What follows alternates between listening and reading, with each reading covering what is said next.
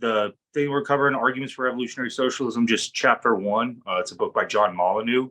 The first chapter is What Do You Mean by Socialism?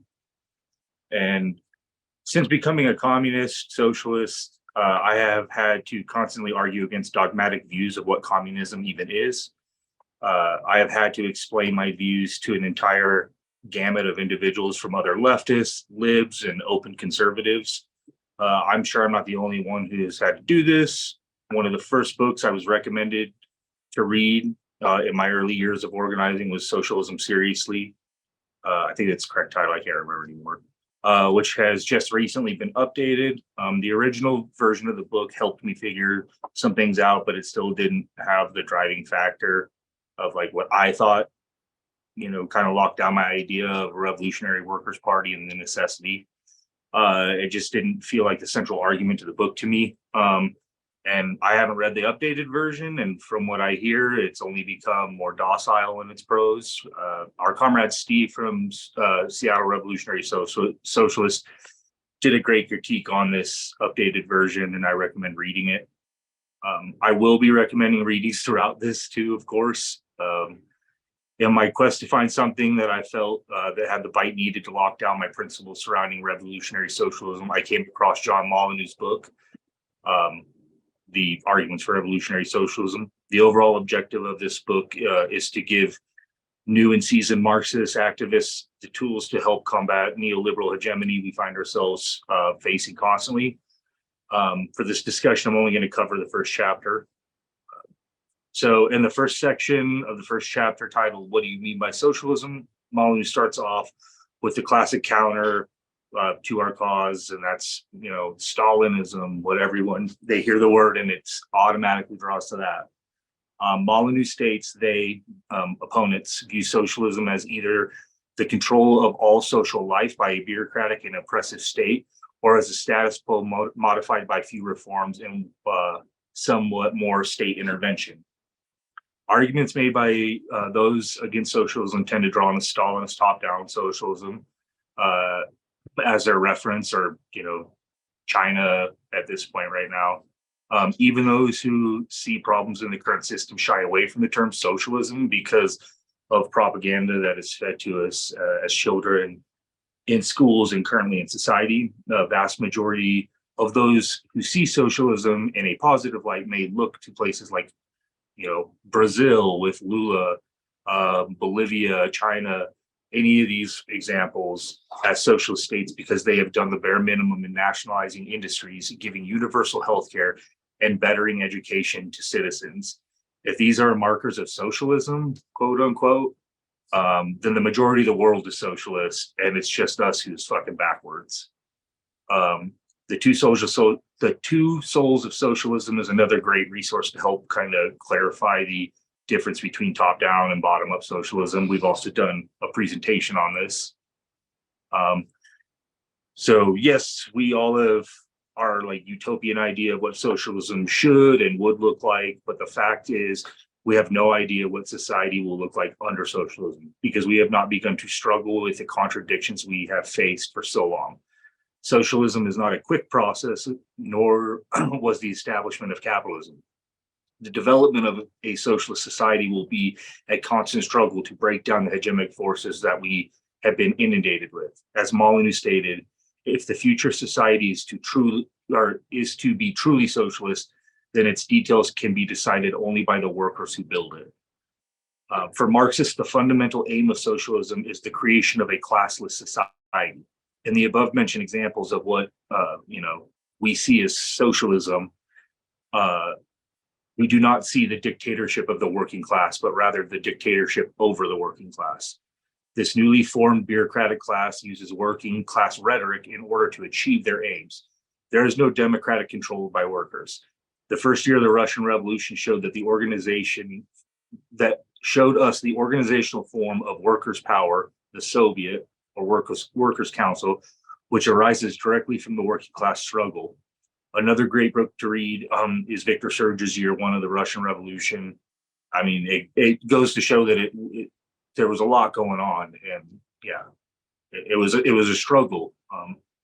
Those who are pro-socialist see the state see states that have nationalized industry and see that act and think that socialism has been achieved. But when we look at the reality, it is just a form of paternalism or reformism or state capitalism, as we call it. On the surface, it would appear to be socialist because it's not enriching a single individual like a CEO and all of this. But none of these industries are controlled by the workers who work them. Molyneux explains the working class will use its power to take all important industries and businesses into social ownership and place them under workers' control. All this must be done in conjunction with spreading the revolution internationally. We know from the Russian experience and somewhat to the China experience and everything, there's a lot going on there too, that the transition to socialism cannot be completed in one country. Once this has been achieved and capitalism has been destroyed worldwide, the immense resources of our planet will be harnessed for the people's needs. The state will wither away for lack of anyone to repress or privilege to protect. A new epoch of human history will open, the epoch of real freedom for a united humanity. I've already mentioned Victor Serge, who was a participant in the revolution as well as the early years of the new workers' government. He states it best. It is often said that the germ of all Stalinism was in Bolshevism at the beginning. Well, I have no objection. Only Bolshevism also contained many other germs, a mass of other germs. And those who lived through the enthusiasm of the first year of the first victorious socialist revolution ought not forget it. To judge of the living man by the death germ which the autopsy reveals in the corpse, and which he may have carried in him since birth, is that very sensible. This next section of the chapter talks about the idea of human nature. When conservatives are confronted with protest against exploitation and oppression, they always turn to human nature argument. War, well, it's human nature to fight. Racism, it's human nature to fear outsiders and people who are different. The oppression of women, human nature again, men and women are naturally different. Slavery, too, was once supposed to be a product of human nature. It was the nature of blacks, it was said, to be slaves. The same with feudalism, and usually God was brought up to back up that argument. These arguments flatten human history and oftentimes lead to the notion that history just repeats itself. The problem with that thought, history repeating itself, is that it makes it sound like history has starting points and ending points. As materialists, we know this to not be the case. Human nature, the human nature thing, God-given or otherwise, has always been the favorite alibi of the oppressor. Human beings do have certain more or less fixed and permanent needs. To survive, we all need air, food, drink, shelter, things that obviously capitalism doesn't provide unless you have money. They also have sexual and emotional needs. To live humanely rather than just exist, they need social context, affection, love, and a measure of freedom. None of these natural needs have anything to do with things like war, competition, racism, sexism. These things are all constructs of ruling class ideology during their times. But of course, this is not what people mean when they bring up the question of human nature. They mean human beings are naturally selfish and greedy, and this will make a society of solidarity and equality impossible. It comes from the Christian doctrine of the original sin and has no scientific basis whatsoever. In fact, even in our present society, it's not difficult to observe numerous acts of kindness, generosity, self-sacrifice, which would be impossible if people were selfish by nature. But under capitalism, these features of human personality are obscured because a society based on production for profit encourages greed, indeed demands it at every turn. When a society is organized on the idea that our success comes at the cost of beating someone else in competition, of course, humans in society will be greedy. If their needs were met, however, there would be no need for greed. Why is someone greedy in the first place? Most of the time, it's because they do not have. So therefore, they will do anything to get. And once they have gotten it, they will do everything they can to keep it. Again, this idea of greed under capitalism is a construct. Marx put it, human nature is nothing but the ensemble of social relations. The proof of this is seen in the enormous differences in what people in different societies have thought as thought of as natural. To Native Americans, private ownership of land was unnatural. To the 18th century landowner, It was the most basic human right. To ancient Greeks, homosexuality was the highest form of love. The Victorian Englishman, it was the lowest. To the traditional Hindu, arranged marriages have been a norm for centuries. To most Westerners, it seems unnatural. Change the social conditions and you change human nature. Think about just the differences in our social conditions here in Colorado versus those in Georgia, New York, just anywhere. You can also see this in an ordinary strike. Most strikes begin because workers want more money. But as the strike goes on, feelings of solidarity, collective pride often grow and become just as important as the original issue. Revolution is necessary, wrote Marx, not only because the ruling class cannot be overthrown in any other way, but also because the class overthrowing it can only in a revolution succeed in ridding itself of all the muck of ages and become fitted to found a new society, or society anew. The third section discusses the notion that we will always need a boss. The argument from bosses is usually workers are too stupid to run industry. Someone always has to be the boss. This is just anti-working class prejudice and the kind that is widespread in the middle class, almost universal in the ruling class, and unfortunately, not unknown in the working class. This type of ideology is used to further divide workers as well as keep us demoralized. Molyneux states, the fact is that most workers as individuals and even more as a collective know far more about the immediate process of production than does the management hierarchy above them. After all, it is they who actually do the work. The main function of a foreman, supervisor, manager, etc., is not to tell the worker how to do the job, but to ensure that they do it. We all have expressed at some point in work that a boss has no clue what they are talking about, especially now in this metric-driven age of society. It must also be remembered that much of the knowledge required for running industry that workers lack has nothing whatsoever to do with their lack or ability. It is simply kept a secret from them because employees think, and Molly says rightly, and I agree, that it wouldn't be safe for trade unionists, shop stewards, etc., to know what is going on. The main obstacle to workers' control, apart from capitalist power, is not workers' lack of knowledge, but their lack of confidence in their own abilities. This is hardly surprising for the whole capitalist system. Through its schools, its media, its bureaucracies and officials, they operate to crush the confidence. Big Bill Haywood, Colorado legend, exclaimed, the mine owners did not find the gold, they did not mine the gold, they did not mill the gold, but by some weird alchemy, all the gold belongs to them. Class society creates a division. This is done in many ways, and they use these divisions to keep us disorganized and subjugated.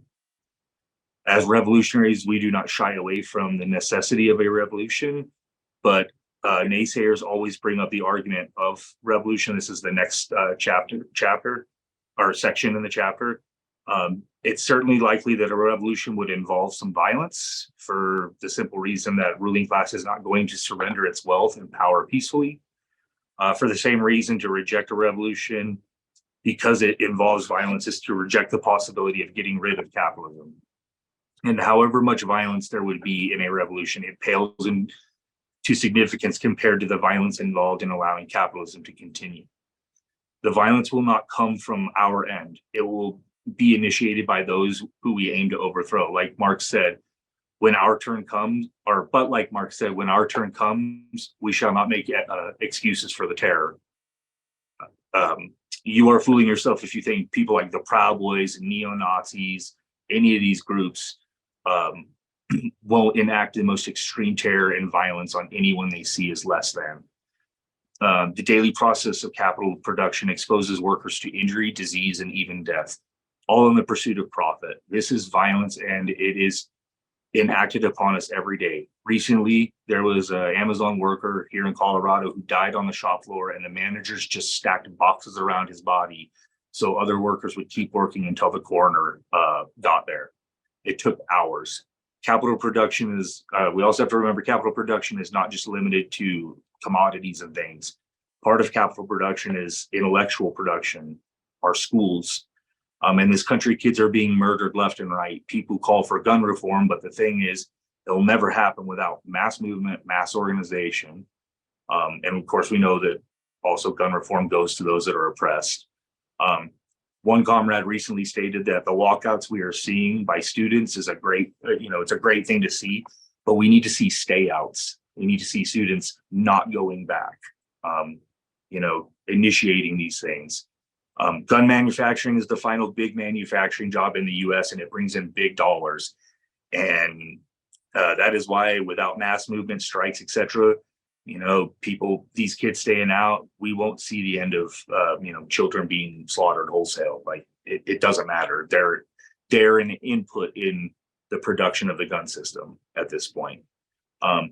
No system based on exploitation of the overwhelming majority by the tiny minority can maintain itself without violence. No system based on competitive struggle for profit, one firm against another, one country's firm against another, can avoid war. The only way to end this ongoing violence is for the working class to use the collective violence of revolution to overthrow capitalism. Having said that, it's still important to challenge the capitalist image of revolution as it is, as in an orgy of mindless bloodletting, right? Like that's right-wingers and capitalist idea. Like you have to cull the herd, and we're not saying this could be peaceful. The bourgeoisie cannot fight its own battles. It's numerically weak. It depends on others, basically workers in uniform, to fight for it. All the violence the ruling class inflicts on working class is done by one section of the worker against the rest. A powerful working class movement that is united, ready to fight, and correctly led can prevent this. My favorite argument, and honestly, the fucking dumbest one that Molyneux proposed in here, and it's the dumbest one you hear, is the notion that socialism will make us all the same. This is a laughable concept. If you've never driven through a newly developed neighborhood, you'd have no idea, right? It is the exact notion of what these people think Soviet Russia is. Capitalist ideology thinks freedom is having different homes, different commodities, and everything in different colors. But when you look at these new developments, they are all baby blue, moss green, egg white, fucking brown. It's all the same. They all look the same. They're boxes, they're squares. Marxism, it must be emphasized, or Marxist, it must be emphasized, are not opposed to individualism as such, only to bourgeois individualism, which operates at the expense of the rest of society. Individualism that contributes to society, that makes it more varied, lively, and humane, is something we are all in favor of. The starting point of socialism is the collective action of workers, but the collective action is simultaneously an increase in the individual activity and freedom of each worker involved. One of the main reasons for fighting for socialism is precisely to secure a society in which, as Marx put in the Communist Manifesto, the free development of each and the condition is the condition of the free development of all. These are not all like arguments that we're going to face, nor are these like the death blow, answers or things. They're simply things that we can think about when we're talking to those who don't see socialism as viable, as a viable option. I think Jason states it best: our ideas will be unpopular until they're popular. We must be permanent persuaders who are willing to discuss these ideas with our coworkers, our friends, family, strangers at bars. We are fighting the battle of ideas so we can fight the battle of capitalism and truly liberate ourselves.